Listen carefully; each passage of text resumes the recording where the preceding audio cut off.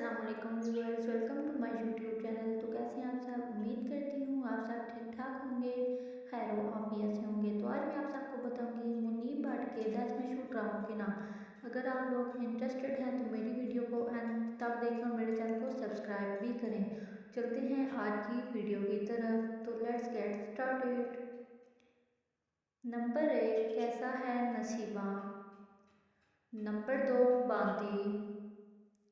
Number 3, कलंदर। Number 4, लो पकड़े गए।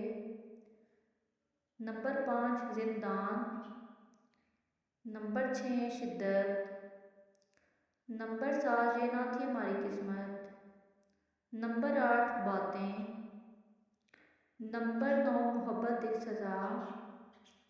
Number 10, दर्द दर्द। तो उम्मीद करती हूँ आप सबको आज की वीडियो पसंद आई होगी। अगर आपको वीडियो पसंद आए तो मेरे चैनल को सब्सक्राइब करें और मुझे दुआ में याद रखिएगा। Thanks for watching. अल्लाह हाफिज़।